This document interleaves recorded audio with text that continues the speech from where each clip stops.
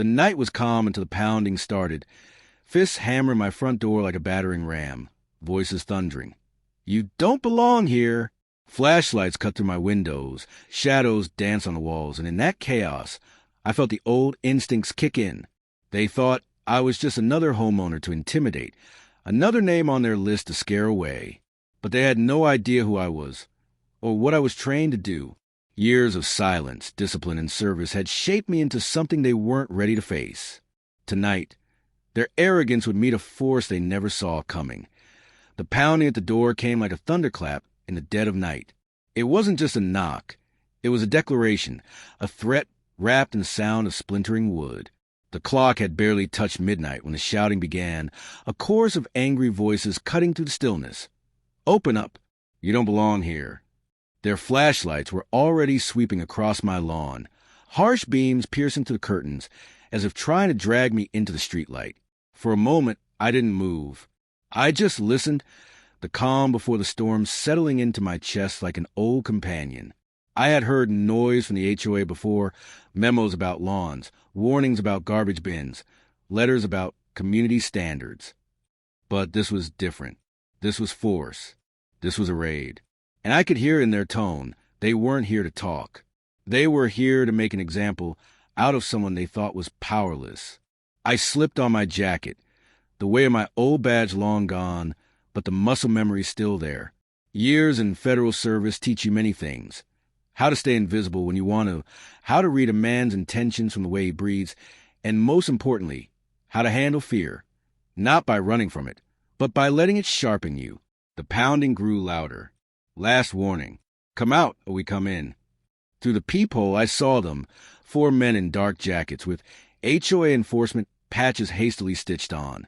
They looked more like a street crew than any lawful authority, armed with flashlights and an arrogance that comes from too many small victories over frightened neighbors.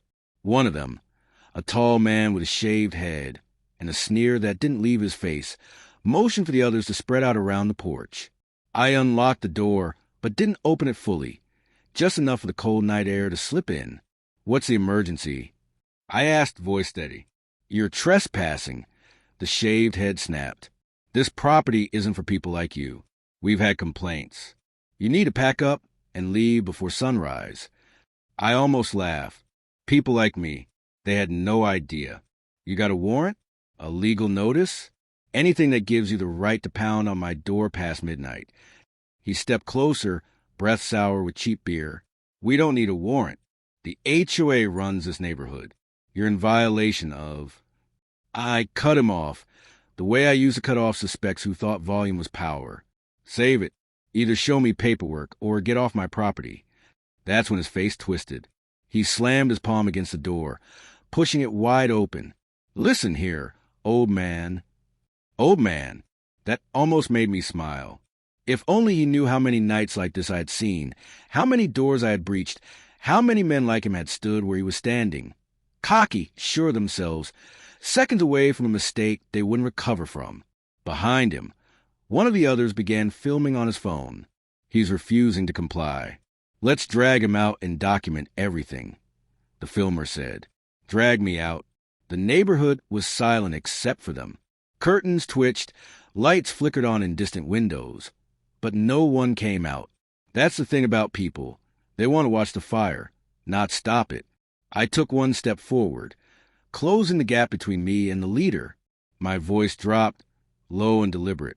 "You got 10 seconds to step off my porch, or I'll make a call you won't see coming. You think you're the law here, but I've worked with the real one. And they don't take kindly to wannabe cops breaking into homes." For a moment, I saw it, the flicker of doubt in his eyes. He wasn't used to resistance, but pride is a stubborn thing, and his crew was watching. He barked a laugh and shoved me again. Old man's bluffing. Grab his stuff, toss it out. 2 of them moved toward my front room, brushing past me like I was furniture. That was it. The line crossed, the choice made. I didn't shout. I didn't raise a fist.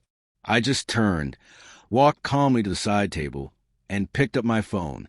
"Who you calling, huh?" "Your lawyer," one of them mocked. I didn't answer. My fingers dialed a number I hadn't used in years, but something stayed burned into your memory. The kind of contacts you never erase because you hope you'll never need them again. The line clicked. A voice on the other end, clipped and professional. Operations. This is Morgan Hayes. I said evenly. Eyes never leaving the men in my home. Badge 1467, retired. I have a hostile trespass situation at my address. For individuals claiming HOA authority, no warrant, attempted forced entry. There was a pause. The kind that comes before a storm. Stay on the line, Mr. Hayes. Local units are being dispatched. Are you in immediate danger? I looked at the shaved head now rummaging through my living room. Not yet, I said, but they will be. The leader heard that, and something in my tone made him straighten. Who the hell are you? He demanded. I let the silence stretch before answering. Someone who doesn't scare easy. Someone you should have checked on before you kicked down his door. The red and blue lights came quicker than they expected. First one cruiser, then two, then an unmarked SUV that made the leader's sneer finally fade. They started arguing among themselves, their voices dropping, their bravado leaking out like air from a punctured tire. I didn't move from my spot. Didn't need to. The officers poured out, hands on holsters, scanning the scene. One of them, a sergeant with a sharp gaze, spoke first. Mr. Hayes, you called this in? I nodded. He turned to the HOA enforcers. You got a warrant for this? A legal eviction notice? Anything. The shaved head stammered something about community rights and property standards, but the sergeant cut him off with a raised hand. Step outside. All of you. Now. As they were herded out onto the lawn, the cold night air seemed to finally bite at their arrogance. Neighbors started stepping out, phones in hand, whispering. The show of power they had come for had flipped, turned into a spectacle they couldn't control. I stood in my doorway, hands in my pockets, watching them, not gloating, not angry, just remembering every lesson I had ever learned about predators. They only hunt where they think prey will stay silent. And tonight, they had picked the wrong house. The sergeant came back after a few minutes, his voice lower now. We'll take it from here, Mr. Hayes. Sorry for the trouble. I gave him a thin smile. This isn't over. They'll try again. Men like that don't walk away without a bruise to their ego. But next time, I'll be ready. He nodded, as if he knew exactly what I meant. As the cruisers pulled away with the self-proclaimed enforcers in tow, I closed my door and looked at the empty living room. The night had gone quiet again, but the silence wasn't peaceful. It was a warning. This was only the first move in a game. They didn't realize they had started, and I had just stepped back onto the board. The next morning arrived with an eerie calm, the kind that sits heavy in the air after a storm has passed. The sun painted the neighborhood gold, as if trying to disguise the ugliness of the night before. I brewed my coffee slowly, watching the steam rise in thin curls, my mind already turning over the events like puzzle pieces falling into place. They had come with force, with arrogance, with the belief that a man alone in his home would bend under the weight of their intimidation. But they had shown their hand too early. By noon, I had names. Years of federal service had left me a network, not favors owed, just people who believed in the law, the real law. A quiet call to a friend in the records office, a whisper mention of last night's incident, and the information trickled in. The leader's name was Craig Halpern. 2 priors for assault before he reinvented himself as HOA security director. His crew? Not licensed, not trained, just hired muscle dressed up with patches and attitude. They operated on fear and silence, leaning on neighbors until compliance looked like choice. I could have let the system handle it. The police had already started their process, statements, incident reports, maybe a fine if the HOA lawyer smoothed it over. But I had seen this pattern before. Paperwork rarely scares wolves. You have to show them the teeth they didn't think you still had. So I began to watch. 3 days passed before the first crack appeared. Craig strutted around the neighborhood as if nothing had happened, his crew following a few paces behind like shadows with clenched jaws. They stopped at a house 2 streets over, voices low but aggressive. An elderly couple stood on their porch, eyes darting between the men, and the door they clearly wanted to close. I parked my truck across the street, window cracked just enough to hear their words. Same tactic. Vague violations, empty threats, a promise to handle things if the residents didn't comply. It wasn't just me. They had a pattern, a territory to protect with intimidation dressed as regulation. That night, I set the pieces. Cameras in my front yard were already recording, but now I borrowed a few more, discreet and silent, placed at key corners where Craig liked to prowl. The HOA office itself wasn't much, just a rented suite near the strip mall, lights off and off past 7. Perfect for what I had in mind. On the 4th night, I moved, not with fists, with truth. A hard drive full of footage. Their midnight raid, their forced entry, Craig's drunken swagger as he barked threats. I sent it to the homeowner's mailing list anonymously, every address I could pull from the directory. I included a transcript of their words, every insult, every line about who belonged and who didn't. People needed to see the wolves in daylight. By morning, the neighborhood buzzed like a hornet's nest. Cars slowed in front of my house, not with suspicion this time, but curiosity. A woman I barely knew from 3 doors down knocked quietly and handed me a printout. "Is it true?" "This all of it," she whispered.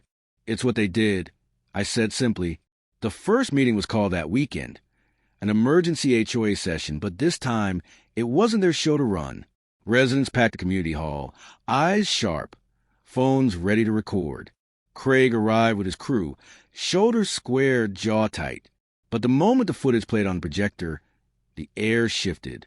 Gasps, murmurs, anger simmering where fear had lived. He tried to speak, tried to turn the blame, call it taken out of context, even accused me of staging it. But then the question started. Where was the warrant? Who authorized a midnight raid? Why are unlicensed enforcers patrolling our homes? For the first time, Craig didn't have the numbers on his side. I sat in the back, arms crossed, letting the storm eat its way toward him. I didn't need to speak. My presence was enough. A reminder the night he kicked my door and called me prey. 2 hours later, a motion was passed to suspend the enforcement team pending investigation. Craig stormed out, his crew scattering like startled crows. But I knew that wasn't the end. Wolves don't give up their territory. They circle back. Sure enough, 2 nights later, a rock hit my window. Not enough to shatter it, just enough to whisper, "We're still here." I was ready. The cameras caught everything. Craig's car idling without headlights, 2 of his men slipping toward the side of my yard. I didn't call the police this time.